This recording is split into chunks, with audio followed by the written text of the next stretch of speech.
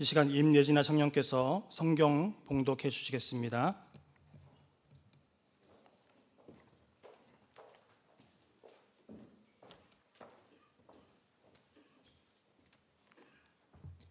오늘 우리에게 주신 하나님의 말씀은 신명기 6장 4절에서 15절까지의 말씀입니다.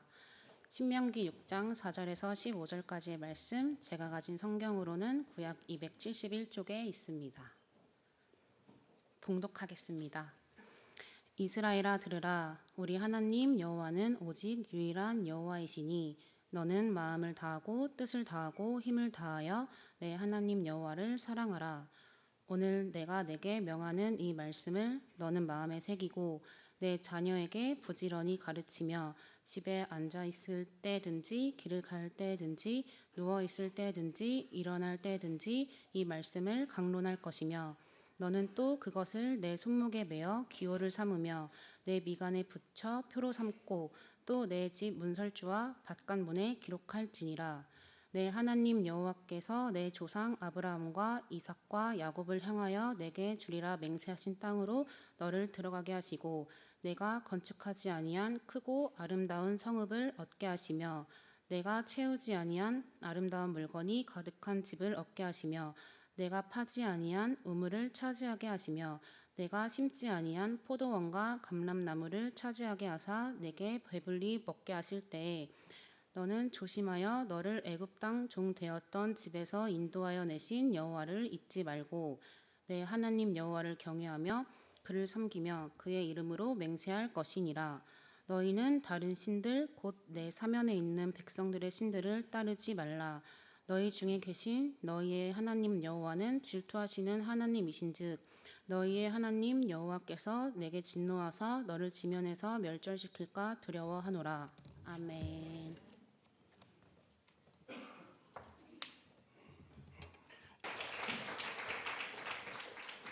이야기들을 많이 하는데 쇠마라는 것이 들으라라는 것입니다. 잘 들어야 한다.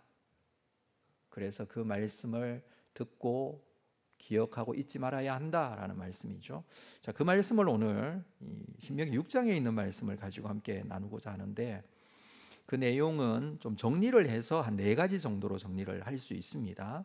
첫 번째 말씀은 하나님은 유일하신 여호와 하나님이시다라는 내용이에요. 4절 말씀을 보겠습니다. 4절 우리 같이 읽을까요? 4절 시작.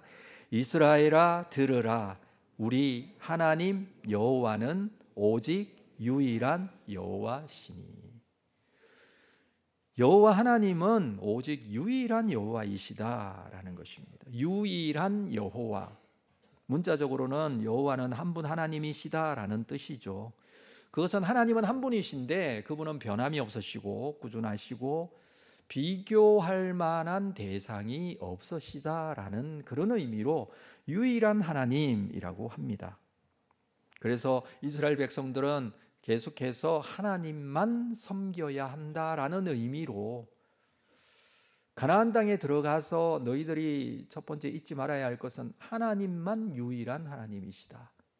다른 신이 있는 것이 아니다라는 것입니다. 가나안은 가나안 족속들이 살고 있었고 그들이 믿는 신들도 있습니다.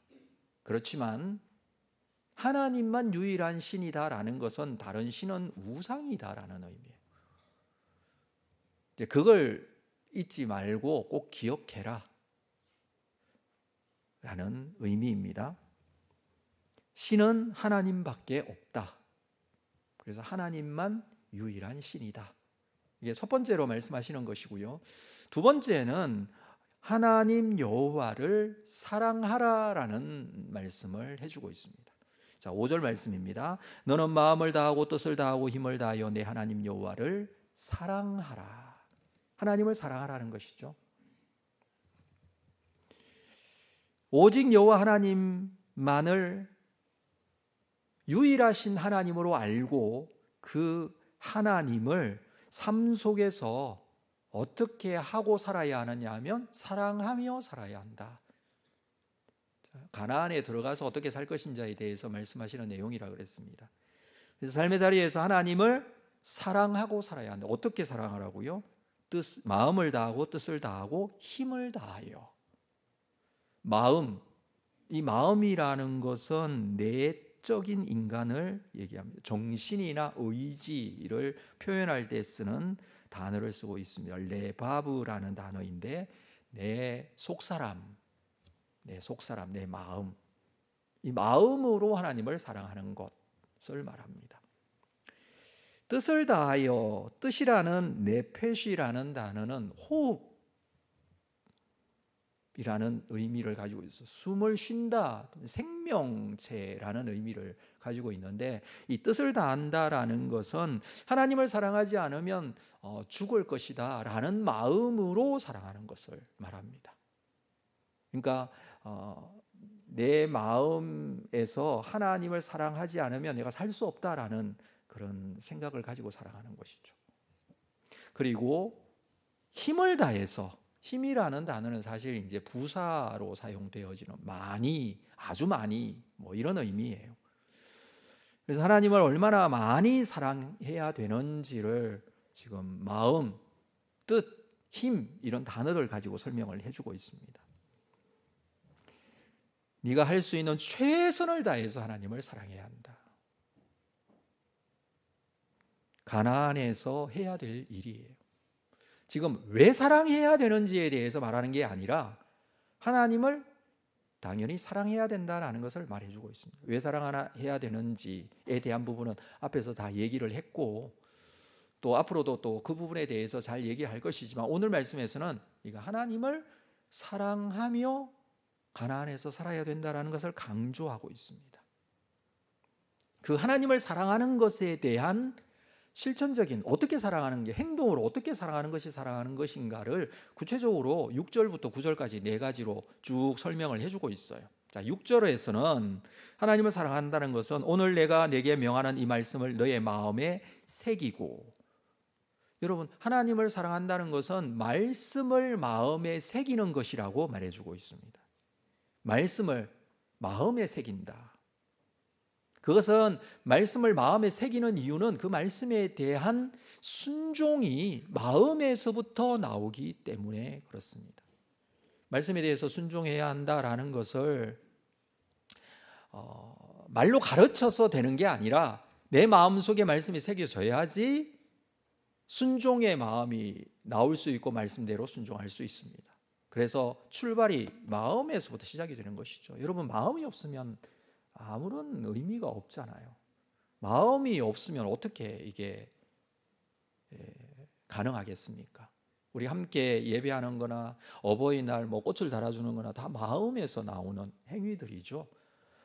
그렇지 않고 마음에도 없는데 오늘 이거 해야 된다라는 의미가 있으면 이 행동은 아무런 의미가 없겠죠. 자, 하나님을 믿는, 하나님을 사랑하는 것에도 마음이 없으면 어떻게 되겠습니까? 그래서 마음에 새기라라고 해주고 있어요. 말씀을 마음에 새길 줄 알아야 합니다. 이것이 하나님을 사랑하는 것이다라고 가르쳐주고 있고요. 자, 두 번째는 7절에 내 자녀에게 부지런히 가르치며 집에 앉았을 때든지 길을 갈 때든지 누워 있을 때든지 일어날 때든지 이 말씀을 강론하라. 하나님을 사랑하는 것에 대해서 말씀을 하고 있는데 자녀들에게 말씀을 열심히 가르치라 라고 합니다. 이게 하나님을 사랑하는 것이래요. 특별히 이제 가르쳐야 할 입장에 있는 부모님이나 교사들이나 이런 입장에서는 이 말씀을 우리 자녀들에게, 다음 세대에게 잘 가르치는 것이 하나님을 사랑하는 것이래요. 지금 모압 형제 이스라엘 백성들이 모여 있습니다. 이제 가나안 땅으로 들어갈 거예요. 요단만 건너면은 가나안 땅이에요. 근데 모세가 지금 이 말씀을 선포하면서 그들에게 하시는 말씀인데, 이 말씀이 너희 자녀들에게 말씀을 가르치라 이렇게 하고 있습니다. 하나님을 사랑하는 것이다라는 것이죠. 근데 자녀라는 이 벤이라는 단어는요, 자녀가 나의 아들, 딸도 해당이 되지만 이 단어의 뜻은 손주도 해당이 되고 그 다음 세대에 있는 증손주도 해당이 되고, 다 자녀들은 후손들에게 다 해당이 되는 단어예요. 그렇기 때문에 지금 같이 있는 이 아이들, 아직까지 어린 아이들, 이들에게 말씀을 가르쳐야 되지만 들어가서 살게 되면서 그 다음에 있는 후손 자녀들에게도 손주에게도 계속해서 말씀을 가르치라는 그런 의미예요. 말씀이 계속 가르쳐져야 된다는 겁니다. 여러분, 하나님을 사랑하는 것은 내가 받은 은혜와 말씀에 대한 확신과 믿음을 자녀들에게 가르치는 것입니다. 여기 보면 부지런히 가르치라 그랬어요. 그냥 가르치는 게 아니에요. 부지런히라는 이 단어는 날카롭게 하다 라는 의미가 있고, 두 번째 의미가 있는데 반복하다라는 의미예요. 여러분, 날카로워지는 것은 어떻게 해야 날카로워지느냐 하면 반복해야 날카로워져요. 예를 들면 칼을 갈거나 어떤 연장을 갈할 이 숫돌로 갈 때에 한두 번 간다고 해서 날카로워지는 게 아니죠. 반복할 때 어떤 우리의 행위가 날카롭게 되어지듯이 정확하고 확실하고 어떤 전문가적인 역할을 할 수 있기 위해서는 반복해야 돼요. 절대로 그냥 되지 않습니다. 그죠? 그래서 반복해서 가르쳐. 이게 부지런히 가르치는 거예요. 어느 정도로 부지런히? 집에 있을 때든지 길을 갈 때든지 누워 있을 때든지 일어날 때든지. 이 반복의 의미는 모든 상황 속에서 말씀을 가르쳐라. 이것이 마음과 뜻과 힘을 다해서 하나님을 사랑하는 것이다. 그렇게 말해주고 있습니다. 자, 세 번째 이 하나님을 사랑하는 것에 대한 행동은 8절 말씀. 자, 이 말씀 같이 한번 읽을까요? 8절 시작. 너는 또 그것을 내 손목에 매어 기호를 삼으며 내 미간에 붙여 표로 삼으라. 각 개인의 말씀의 흔적으로 가득한 삶을 살아야 한다라는 의미입니다. 말씀을 다음 세대에게 가르치는 거 굉장히 중요한데, 그러기 위해서는 자기 자신에게 그 말씀을 삶의 자리에서 끊임없이 돌아보고 훈련하고 점검하는 것이 필요하다라는 의미에서 이렇게 말씀해 주는 것입니다. 어느 정도로? 말씀을 손목에 매어 미간에 붙여. 우리는 하나님 앞에 자신이 바로 서지 못하고 하나님을 잊거나 또는 말씀을 망각하고 인간적인 입장의 생각으로 돌아갈 때가 굉장히 많습니다. 하나님의 말씀을 듣잖아요. 받은 바 은혜가 있잖아요. 결단도 하고 확신을 가지잖아요. 근데 그 말씀대로 우리의 일상생활이 살고 있습니까? 망각될 때가 많고 잊어버릴 때가 굉장히 많죠. 그렇죠? 굉장히 많죠. 저도 마찬가지예요. 저도 정말 말씀을 반복적으로 주일날 사부 예배까지 할 때는 4번을 선포하고 그 말씀의 은혜가 막 가득 채워져서 제가 막 내 마음에 흥분이 되거나 너무 은혜로 가득 채워지는 시간들이 있거든요. 그러고 나서도 얼마 있지 않아 또 말씀을 잊어버릴 때가 있어요. 그 상태를 잊어버릴 때가 있다고요. 그렇죠? 우리의 삶은 자꾸 잊어버려요. 그게 우리 인간적인 모습이기도 하죠. 근데 이 말씀에서는 뭐라고 얘기를 하느냐 하면, 그래서 내 손목에 메고 내 이마에 붙여, 이렇게 말하고 있습니다. 실제로 유대인들은 이 말씀을 양피지에 적어서 작은 가죽 쌈지에다가 이렇게 만들어서 그 안에 넣어서 작은 조그만하게 이렇게 만들어서 그것을 술을 달아서 이렇게 손목에 메고 다니는 사람들, 이마에 붙이고 다니는 사람들도 있었어요. 지금도 그런 사람이 있어요. 이 말씀을 문자적으로 그대로 실천하는 것이죠. 근데 뭐 그렇게 하는 것이 자기에게 의미가 있기는 해요. 그죠? 자기 자신에 대해서, 신앙의 고백적인 부분에 대해서 그렇게 하는 경우들이 있죠. 그러나 이것이 의미하는 바가 무엇인지를 우리가 좀 생각을 해야 돼요. 왜 이렇게 말씀하시는지. 자, 먼저 생각할 것은, 그러면 어떤 말씀이 우리에게 기호가 되고 표가 되어야 되는가라는 거예요. 기호로 삼고 표로 삼아라 그랬잖아요.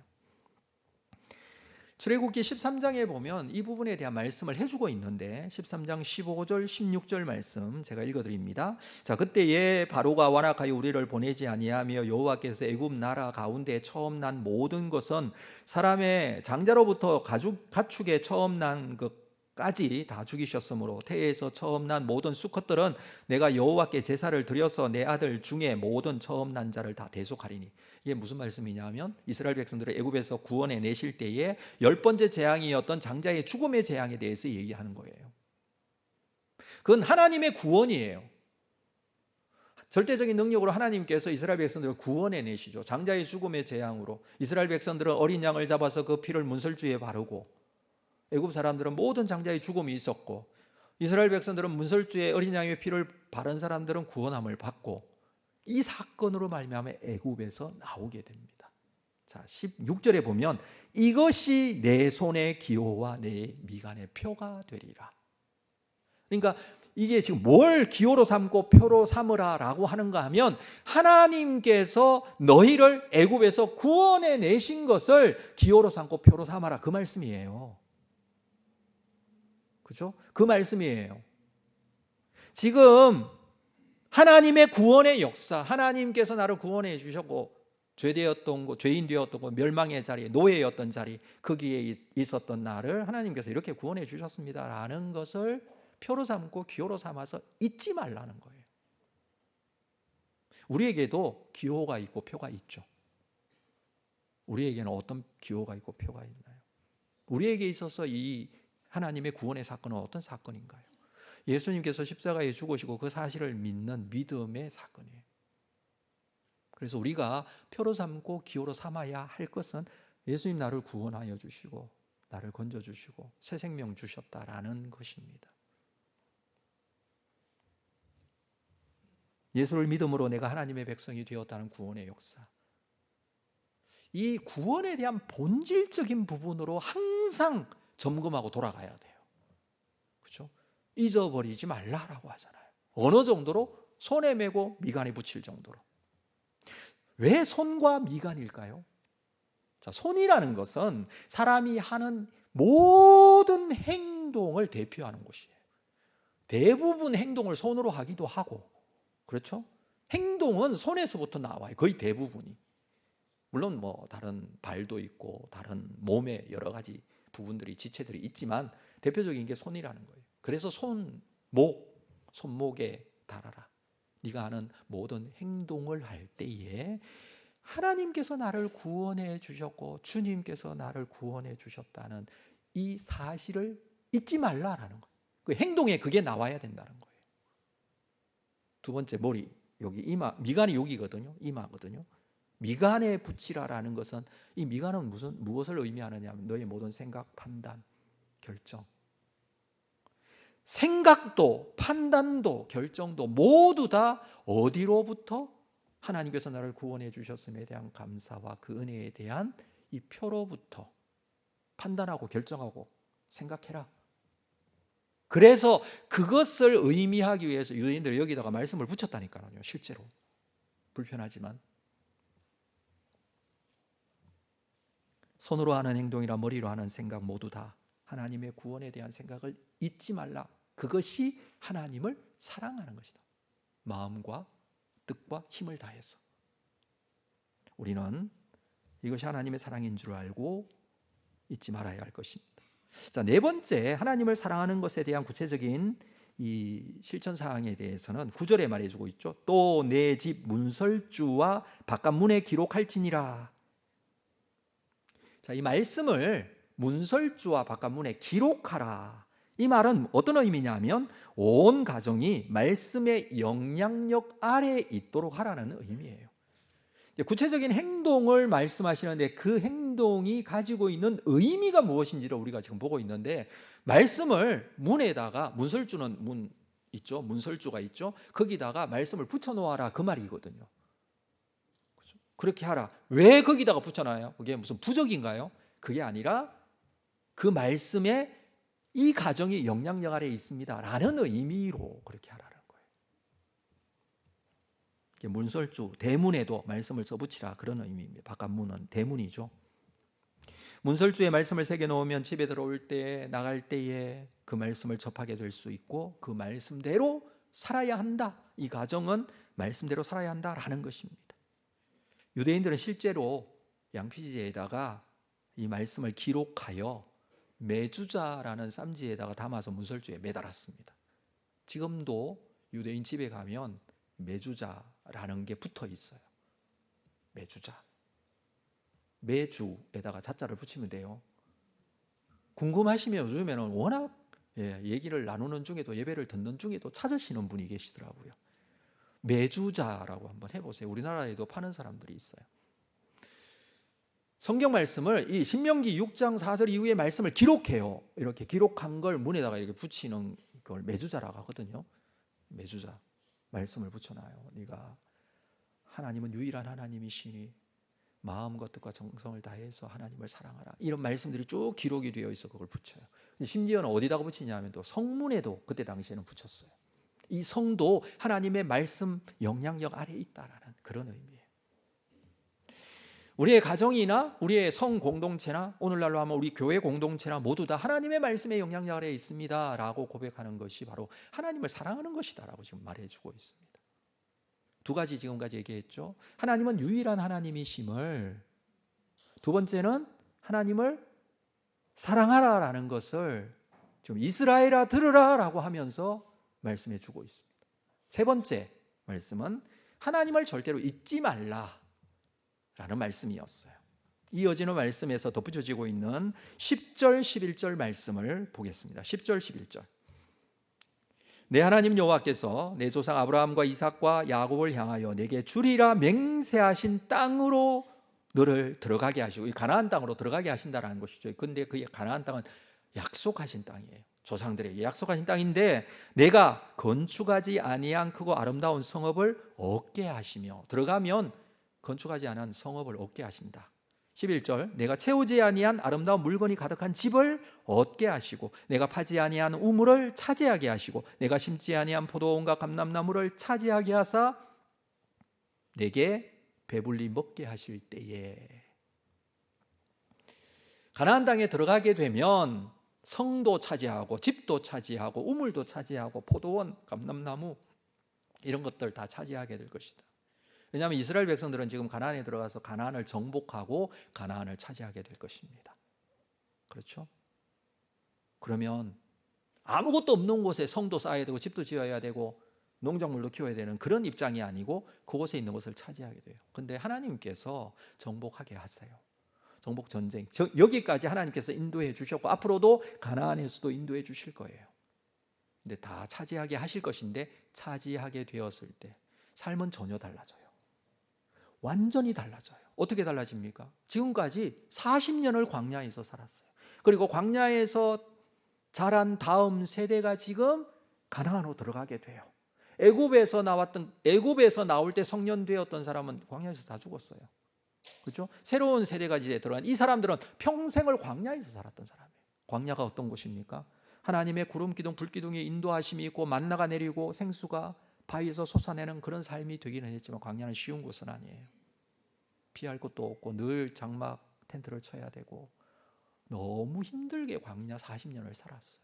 가나안 땅에 들어가면 완전히 다른 삶을 살게 돼요. 생활이 바뀌게 된다는 거죠. 그럴 때에 그 말이에요. 그걸 한마디로 말하면 이런 뜻이에요. 배부르게 될 때에. 11절의 마지막에 그렇게 말하고 있죠. 네가 배불리 먹게 될 때, 그때에. 자, 12절 말씀 볼까요? 너는 조심하여 너를 애굽 땅 종되었던 집에서 인도하여 내신 여호와를 잊지 말라. 네가 배부를 때 하나님 잊지 말라라는 거예요. 13절 내 하나님 여호와를 경외하며 그를 섬기며 그의 이름으로 맹세하라. 그때 조심하라고 지금 얘기해요. 당부하고 있어요. 모세가 자기는 들어가지 못해요. 이스라엘 백성들 가나안 땅에 들어갈 거예요. 들어가서 너희들이 평안하게 정착하게 될 텐데 그때에 하나님을 잊지 말라. 풍요롭게 될 때 조심하라. 그러면 하나님 잊어버리기가 너무 쉽다 그 말이에요. 만약에 이 풍요로움 때문에 배부르게 되는 것 때문에 잘 살게 되는 것 때문에 하나님을 잊어버리면 그 풍요로움이 오히려 저주가 될 수 있어요. 여러분, 우리에게 주어지는 삶의 자리에서 평안하게 되거나 더 좋게 되거나 더 부유해지거나 그러고 나서 하나님을 잊어버리거나 하나님을 떠나게 되는 경우가 많아요. 그러면 그것이 오히려 저주가 돼요. 그래서 모세는 절대로 하나님을 잊지 말라. 우리는 늘 하나님께 은혜를 구해요. 평안하게 해주십시오. 복을 더 주십시오.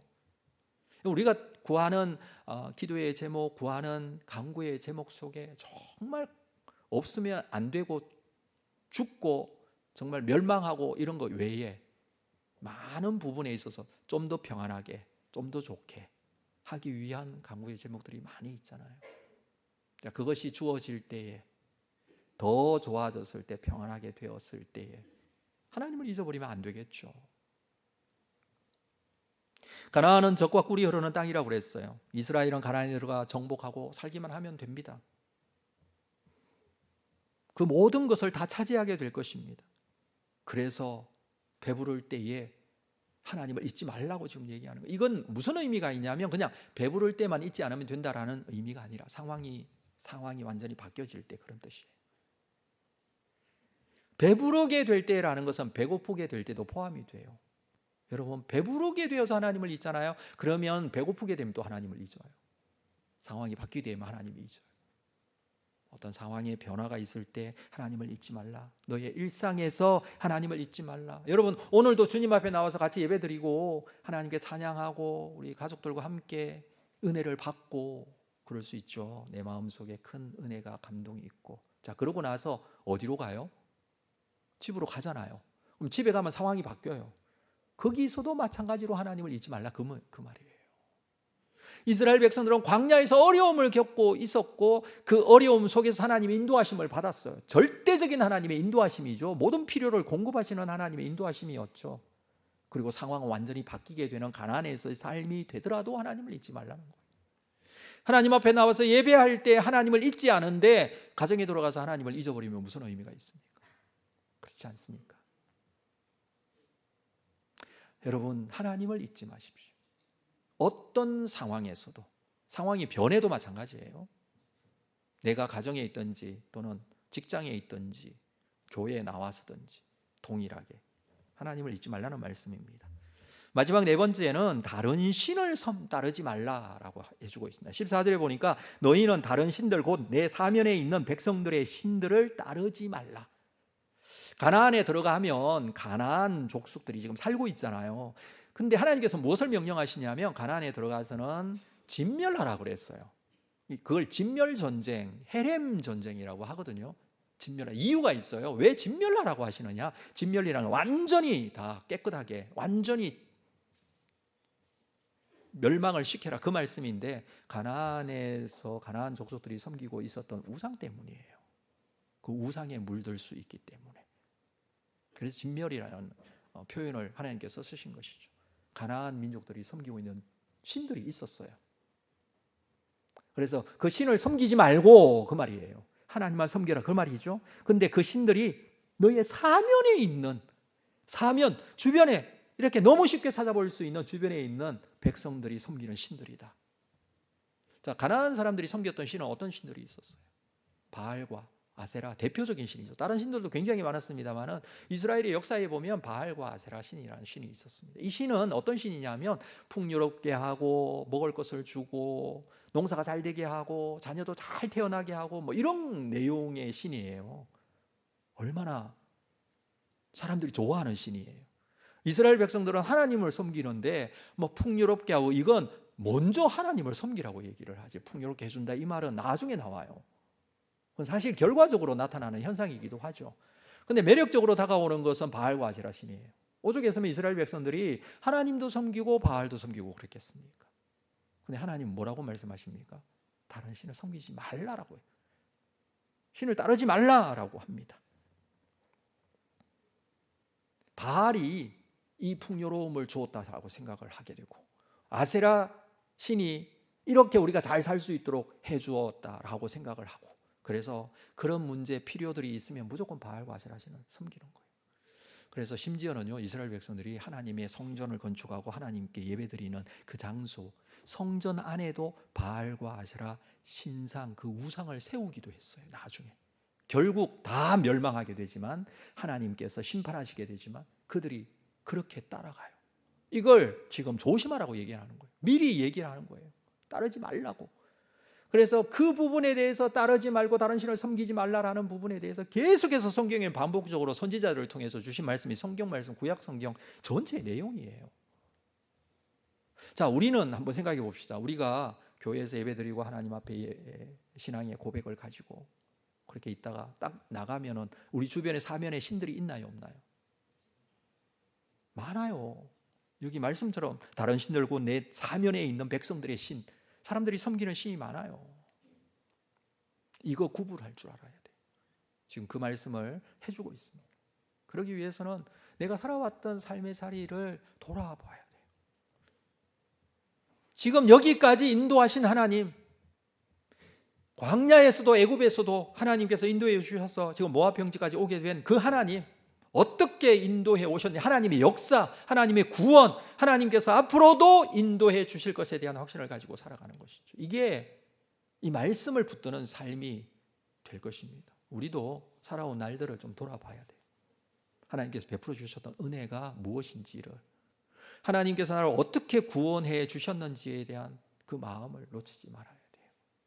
그러한 마음을 가지고 잊지 않고 우리 믿음의 공동체인 주님의 교회 공동체가 뿐만 아니라 우리의 가정마다 가정의 공동체가 하나님의 말씀의 영향권 아래서 그 말씀의 능력으로 온전하게 잘 세워지게 되는 것, 이것이 하나님께서 우리에게 원하시는 것입니다. 이것을 지금 이스라엘아 들으라, 이스라엘 쇠마라고 말씀을 하시는 거예요. 네 가지로 정리를 했습니다. 하나님은 유일한 여호와 하나님, 그 하나님을 사랑하라라고 했습니다. 절대로 하나님을 어떤 상황에서도 잊지 말라. 그리고 다른 신 섬기지 말라. 오늘은 하나님께서 주신 은혜로 살고 있음을 우리가 기억하고 우리가 잊지 않고 살아계신 아버지 하나님, 나에게 주신 말씀에 크신 은혜, 구원의 놀라운 능력 기억하고 이 말씀의 능력들이 우리의 삶 속에 구체적으로 드러나는 우리의 가정들, 주님의 교회 공동체 될 수 있기를 주님의 이름으로 축복합니다. 우리 옆에 있는 가족의 손을 좀 잡고 좀 기도하는 시간 잠깐이지만 갖도록 하겠습니다. 부부가 앉으셔도 부부의 손을 잡으시고, 만약에 혼자 앉아 계시면 괜찮아요. 우리가 기도할 기도의 제목이 있어요. 기도의 제목은, 하나님, 첫 번째는 우리 이 사랑하는 자녀에게 하나님의 말씀을 늘 가르치고 말씀대로 살아갈 수 있는 평생의 삶이 될 수 있도록 우리가 좀 기도하도록 하겠습니다. 축복하시면서 기도해 주세요. 우리 자녀들도 기도하셔야 돼요. 어떻게 기도하셔야 될까요? 우리 부모님, 하나님의 은혜로 지금까지 사셨는데 그 말씀 놓치지 않고 평생을 살아오셨듯이 그 말씀대로 살아갈 수 있도록 은혜 베풀어 주시옵소서. 가까이 자녀가 없어도 어른들은 자기 자녀를 생각하면서 기도하시고, 부모님이 지금 가까이 안 계셔도 부모님을 기억하시면서 우리가 함께 좀 기도하도록 하겠습니다. 오늘 말씀 들었는데 이 쇠마의 말씀이 우리의 가정에, 우리 각자의 심령에 채워지고, 그리하여서 우리의 가정이 믿음으로 건강하게 잘 세워진 믿음의 가정이 되기를 원합니다. 서로를 축복하시면서 같이 기도하도록 하겠습니다. 하나님 아버지, 주님께서 우리에게 주셨던 이 하나님의 놀라운 은혜의 역사, 하나님께서 이루어 주실 줄로 믿고 주님의 은혜 가운데 살아왔음을 고백하고 주님 앞에 온전히 우리 자신들을 내어드리며 헌신하며 살았던 부모님들의 그 사랑의 능력과 은혜가 우리 가슴 속에 다시 한번 담겨지는 귀한 시간이 되기를 원합니다. 우리의 자녀들이 하나님의 은혜 가운데 하나님의 크신 은혜와 복을 받는 귀한 은혜가 있도록 함께하여 주시기를 원합니다. 우리에게는 여전히 하나님의 은혜가 필요하고 하나님의 함께하심이 역사되어져요. 다시 한번 믿습니다. 주의 은혜대로 주님 앞에 건강하게 세워지게 하시고 알게 하시고 깨닫게 하여 주시기를 원합니다. 살아계신 아버지 하나님, 이 은혜로 주님 앞에 건강하게 서나가게 하여 주시옵소서. 주의 사랑의 능력만이 온전히 우리 사랑하는 주의 자녀들에게 더 넘치게 인도하여 주시기를 원합니다. 아버지 하나님께서 기쁘게 받아주시고 아버지 하나님께서 역사하시고, 그리하여 우리 가정이 하나님만을 섬기는 가정으로, 우리의 믿음의 가족들이 하나님을 사랑하는 가족이 될 수 있도록 축복하여 주시고, 아버지 하나님께서 기쁘게 받으시는 가정이 될 수 있도록 인도하여 주시옵소서. 주님께서 함께 하셨습니다. 주님의 놀라운 그 사랑의 능력과 은혜대로 주님 앞에 건강하게 세워지게 하여 주시기를 원합니다. 아버지 하나님, 믿음의 공동체로 우리를 이곳에 세워주셨다. 사랑하는 주의 자녀들과 함께 예배하며 주님의 영광이